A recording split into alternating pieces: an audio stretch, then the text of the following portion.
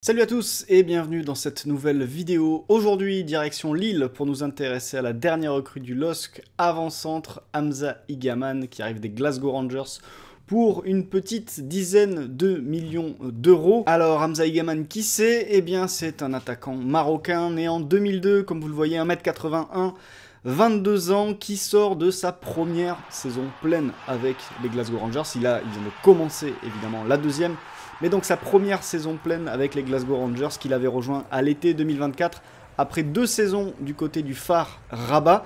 FAR Rabat avec lequel il avait été champion du Maroc, et donc sa première saison en Europe. Voilà ce que ça a donné sur le plan statistique.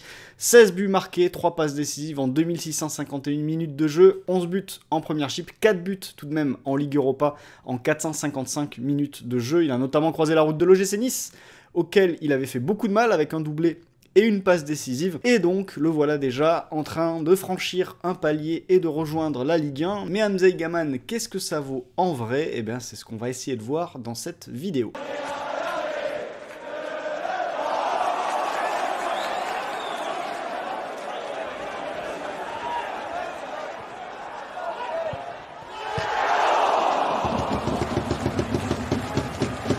Mais avant de continuer cette vidéo, un petit message: si vous aimez ce que je fais et que vous voulez soutenir cette chaîne, vous pouvez désormais en devenir membre. Cela vous donnera accès à du contenu exclusif, à des échanges aussi plus directs pour décider peut-être des prochains contenus et des prochaines analyses et des prochains clubs qui seront décortiqués en vidéo. Pour ce faire, rien de plus simple, il suffit de cliquer sur le bouton rejoindre juste en dessous de cette vidéo, et merci d'avance à ceux qui franchiront le pas. Et la première chose que l'on va analyser chez Hamza Igaman, ce sont ses chiffres à la finition. Pourquoi ? Parce que, à l'inverse d'autres attaquants comme Joaquin Panicelli ou Francolino Djou, je vous renvoie vers les vidéos sur l'heure de profil, Hamza Igaman n'est pas un attaquant de surface. Et on va le voir avec cette shotmap qui montre que, certes, il a marqué quelques buts dans des positions de finisseur aux alentours du point de penalty, mais ce n'est pas quelqu'un qui va dans les 6 mètres, comme vous le voyez, on est sur ses buts la saison dernière, et c'est quelqu'un qui, finalement, pour un avant-centre, prend beaucoup de tirs de loin,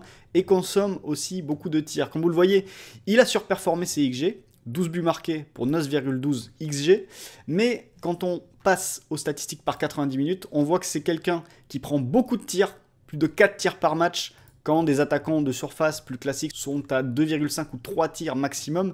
Lui consomme beaucoup de tirs et finalement consomme aussi beaucoup de tirs dans des positions compliquées. Alors c'est vrai que du côté des Glasgow Rangers, Igaman n'était pas seul en pointe. Il évoluait souvent en soutien de Cyril Dessers, et il retrouverait un petit peu cette situation du côté de Lille, où aujourd'hui l'attaquant de pointe titulaire se nomme sans aucun doute Olivier Giroud. C'est d'autant plus vrai avec le début de saison qu'il fait. Mais ce qui est intéressant aussi avec les positions de tir de Igaman, qui s'est créé donc 9,12 XG, c'est que quand on se penche sur ces XG cadrés, on passe à 12,31. Ça veut dire quoi? Ça veut dire qu'on a affaire à un joueur qui bonifie ses positions de tir, qui, avec seulement 9 XG, se crée 12 XG cadrés. Donc la qualité de la frappe entre en compte, et c'est vrai que quand on se penche sur quelques buts qu'il a marqués ou quelques tentatives qu'il a pu prendre cette saison, on voit que c'est tout de suite un joueur qui a une frappe de balle d'une certaine qualité. Et comme il y a de la qualité, on va se faire un petit plaisir avec quelques-unes de ses frappes à mi-distance la saison dernière. Ici, contrôle du droit, la reprise de volée, c'est bien placé, ça trompe le gardien, c'est parfait. On enchaîne ici avec un joli cadeau tout de même de la défense du Celtic sur cette séquence ici, avec la balle perdue, et là le petit crochet externe qui va souvent revenir dans ses enchaînements, et la frappe très pure qui vient se loger sous la barre. Cette fois-ci, nouveau crochet externe, mais pas de contre favorable, celui-là il doit rien à personne, la balle est très bien placée. Nouvelle séquence ici avec une trajectoire un peu plus étonnante, il est un peu plus loin, excentré côté gauche, et la balle retombe assez soudainement sous la transversale pour tromper le gardien. Et enfin une dernière séquence pour montrer qu'il peut la placer un petit peu n'importe où, puisque là, ça va finir dans une zone qu'il n'avait pas touchée jusqu'ici, le petit follet sur la gauche du gardien de but. Rien à dire pour le plus grand bonheur des supporters d'Ibrox Park. Alors cette qualité à mi-distance, elle compense un petit peu le fait que Igaman ne soit pas un joueur très attiré par le but, très attiré par la zone de danger, la danger zone, entre le point de penalty et les 6 mètres. C'est quelqu'un qui va plus attendre justement en retrait, au niveau, voire même au-delà du point de penalty, qu'un ballon arrive. Parfois, il va se déplacer pour l'attaquer, mais vraiment, c'est pas quelqu'un qui va maîtriser tous les déplacements qu'on a pu voir chez Francolino Giù, qu'on peut voir chez Panicelli, qu'on peut voir aussi évidemment chez Olivier Giroud, ces déplacements du 9 classique de surface. Et il y a une action qui symbolise assez bien cela, c'est cette séquence ici, récupération de balle des Rangers qui vont se dégager. Et là, on va surveiller le positionnement de Igaman par rapport aux défenseurs ici. Il y a beaucoup d'attaquants qui feraient l'effort de se positionner vraiment dans l'angle mort du défenseur, c'est-à-dire légèrement un peu plus ici, de manière à être complètement hors du champ de vision, même si le défenseur jette un coup d'œil sur sa gauche, impossible de voir l'attaquant si l'attaquant se positionne ici. Or, Igaman, il ne fait pas cet effort-là, il court droit vers le but, il ne cherche pas à se repositionner pour essayer de se faire oublier, il reste vraiment dans une zone où le défenseur, en un coup d'œil, peut déterminer et voir sa position. Donc ça, c'est un indice qui montre que Igaman peut peut-être encore développer cet aspect-là, optimiser ses déplacements sans ballon, de manière à être beaucoup plus efficace sur des séquences comme celle-là. Et de la même façon, sur le terrain, en tout cas avec les Glasgow Rangers, c'est quelqu'un qui a été très souvent un joueur pied, on va le voir dans la suite de cette vidéo, plus qu'un joueur de profondeur qui va faire des appels et libérer ainsi des espaces pour ses partenaires. Il faut dire aussi que le contexte en Écosse quand on porte le maillot des Glasgow Rangers n'est pas le même en termes d'espace quand on est dans n'importe quelle autre équipe. On va souvent faire face à des blocs bas et donc avec peu de profondeur aussi à attaquer, à négocier. Et c'est vrai que quand on se repenche sur ce qu'il a fait par contre au Maroc, on se rend compte que en termes d'appel de balle, c'est quelqu'un qui à l'époque pouvait faire des choses et qui pourra peut-être les reproduire avec le LOSC dans certaines configurations de jeu. Et on va le voir en image ici avec ces séquences, avec le phare Rabat, et surtout ce qui fait sa force sur ce genre de ballon quand il est en profondeur, c'est son épaule droite qui lui permet de se faire beaucoup de place et de faire valdinguer ses adversaires directs. Ici, une première victime avec un enchaînement pied gauche. On continue, un autre long ballon lancé sur lui seul devant, il se débrouille, il prend la position, il fait valdinguer son défenseur à nouveau avec son épaule, et il enchaîne avec une reprise pied gauche qui finit au fond des filets. Nouvelle séquence, mais le système reste le même. On va allonger, on va le lancer dans l'espace.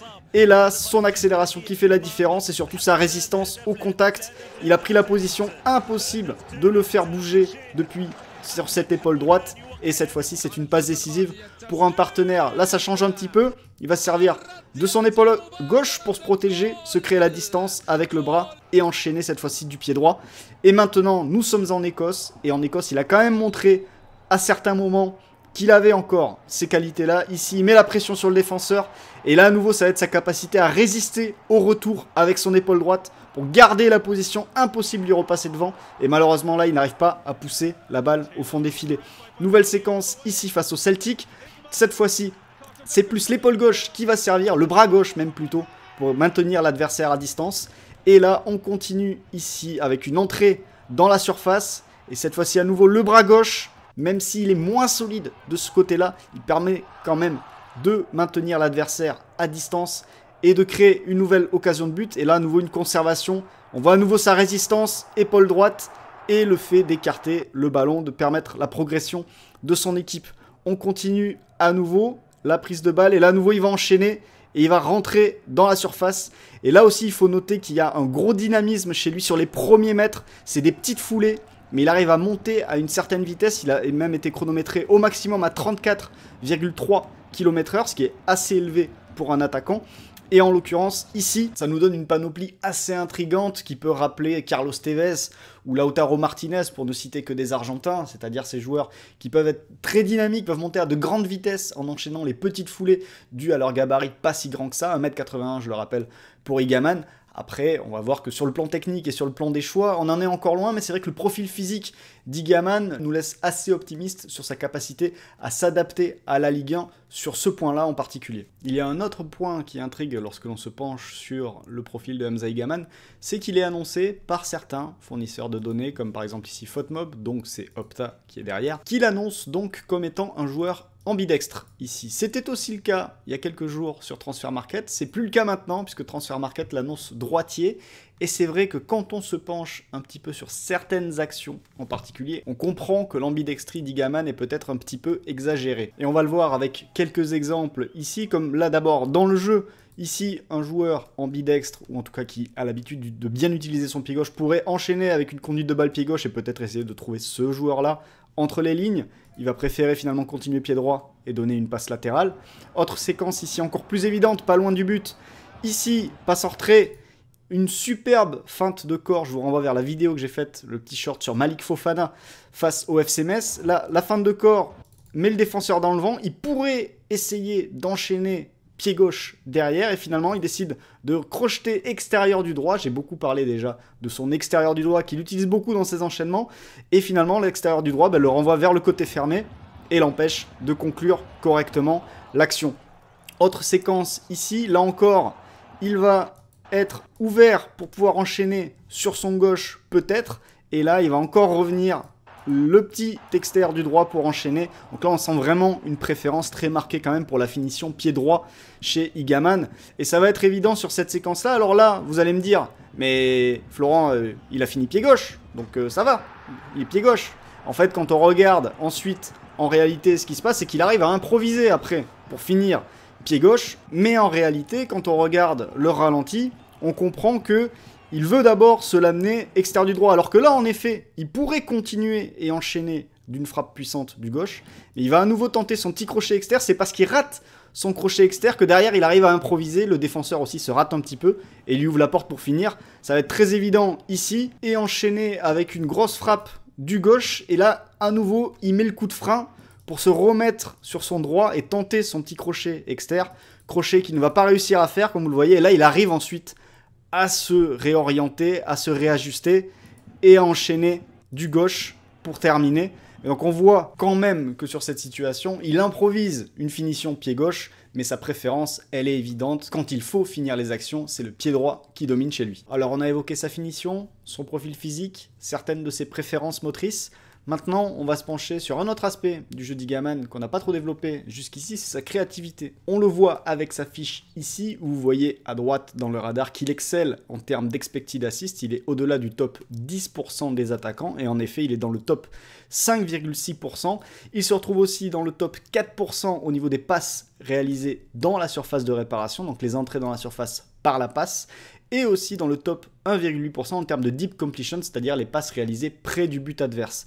Malheureusement pour lui cette saison, du côté des Glasgow Rangers, il s'est fait bouffer pas mal de situations puisqu'il n'a délivré que 2 passes décisives pour 3,8 expected assists. Parce que Igaman, il fait partie de ces attaquants qui sont capables de délivrer des passes qui vont casser la dernière ligne ici, excentré côté gauche, mais il peut aussi le faire depuis l'axe, ici avec à nouveau son épaule pour résister un petit peu au contact et donner un bon ballon à Dessers qui ne va pas réussir à conclure. Ou encore ici où cette fois-ci il va finir avec une passe du gauche après s'être réajusté. Hop, la petite passe du gauche qui ne finit pas au fond des filets. Néanmoins, ne nous mentons pas, si Igaman a pu être frustré par la finition de certains de ses partenaires sur les quelques caviars qu'il a pu donner, la réciproque est largement vraie, et ça aussi on va le voir en image, avec un joueur qui a souvent la tête dans le guidon quand il part dans ses enchaînements, comme ici où il pourrait peut-être lancer ce joueur-là dans la surface de réparation.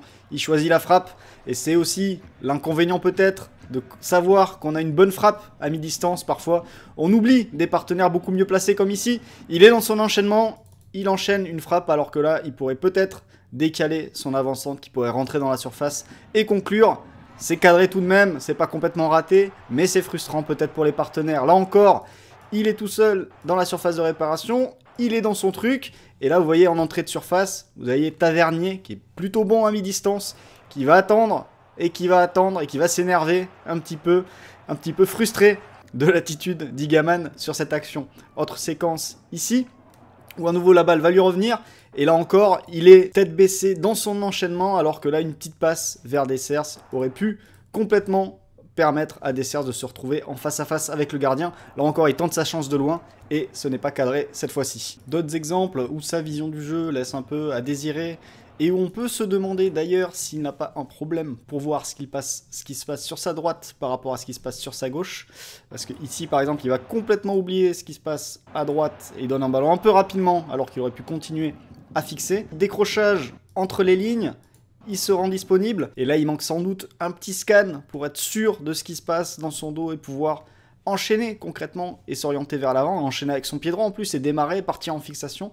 Là en l'occurrence, ça ne progresse pas, ça reste en retrait et ça rejoue vers le gardien. Autre séquence ici, il est servi. Et là vous voyez à l'opposé, Dessers, Tavernier qui arrive.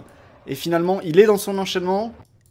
Il lève un petit peu la tête, mais est-ce qu'il prend vraiment l'info sur le positionnement de Dessers tout seul? Toujours est-il qu'il va terminer à nouveau tout seul et il va frustrer à nouveau ses partenaires. Au-delà de ces cas bien précis, il faut aussi signaler que du côté des Glasgow Rangers, Igaman est extrêmement libre lorsqu'il joue derrière l'attaquant. Vous l'avez vu, il a été excentré côté gauche. On l'a vu même dans d'autres matchs excentré côté droit. On le voit dans l'axe. Bref, il est aux quatre coins du terrain, mais on ne peut pas dire qu'il soit efficace dans toutes les zones et qu'il les maîtrise complètement. Et c'est sans doute à ce niveau-là que se situe la plus grosse marge de progression d'Igaman, savoir ce qu'il fait quand il est dans telle ou telle zone à l'avance, ou en tout cas savoir ce qu'il maîtrise de manière à pouvoir se reposer là-dessus et ainsi gagner en efficacité et en dangerosité, du coup, dans les 30 derniers mètres. Les exemples sont assez clairs. Lorsqu'il est dans l'axe, qu'il reçoit la balle dos au jeu ou de 3/4, souvent, le manque de prise d'information fait qu'il ne va pas permettre au jeu de progresser et d'avancer. Il va souvent remettre à la personne qui lui a donné ou mettre une passe en retrait, mais difficilement combiner avec des partenaires pour du jeu à 2 ou du jeu à 3. Lorsqu'il est à gauche, il peut sortir, vous l'avez vu, coller à la ligne, des passes étonnantes en profondeur avec son pied droit, mais ensuite, dès qu'il rentre à l'intérieur en fixation, il entre un petit peu dans une sorte de tunnel vision qui fait qu'il ne va plus du tout voir ce qui se passe sur sa droite à l'opposé, là où pourtant son pied droit pourrait lui permettre peut-être de trouver des partenaires au deuxième poteau. Et enfin, lorsqu'il est excentré à droite, il peut certes déborder et centrer, mais ensuite, dès qu'il veut rentrer à l'intérieur en se servant de son épaule pour se protéger, difficile ensuite d'utiliser son pied gauche pour enchaîner et trouver aussi des passes intéressantes. À ce tableau, on peut aussi ajouter une première touche assez irrégulière et quelques ballons perdus qui ne doivent absolument plus l'être en Ligue 1 pour pouvoir enchaîner les matchs et devenir une solution fiable. Au final, ça nous donne la panoplie d'un joueur au potentiel assez évident tout de même quand on prend le physique, mais qui a encore une marge de progression très importante, parce qu'avec le potentiel physique entrevu, si le staff de Bruno Genesio réussit à le développer sur le plan individuel, la plus-value au vu du transfert à 10 millions d'euros sera quasi évidente d'ici 2 ou 3 ans. D'ailleurs, la clé passera peut-être dans un premier temps par réussir à le canaliser dans une zone, de manière à ce qu'il se sente de plus en plus à l'aise dans celle-ci, qu'il maîtrise tous les aspects de cette zone avant d'aller ailleurs et de poursuivre son développement. Et dans le cas où ça ne fonctionnerait pas, je pense personnellement qu'il y aura toujours un marché secondaire, alors peut-être pas à 10 millions d'euros, mais il y aura forcément toujours des clubs intéressés par Hamza Igaman, et ce sera aussi intéressant de voir son évolution pour la sélection marocaine, puisque derrière Marouane Sanadi, que j'avais présenté il y a quelques mois, Igaman pourrait faire un sacré complément si on devait imaginer une attaque à 2 pour le futur des Lions de l'Atlas. Merci d'avoir suivi cette vidéo. Évidemment, on laisse un pouce, on laisse un commentaire, on s'abonne si ce n'est pas déjà fait, on active la cloche, et je vous donne rendez-vous très bientôt pour une prochaine vidéo. Salut!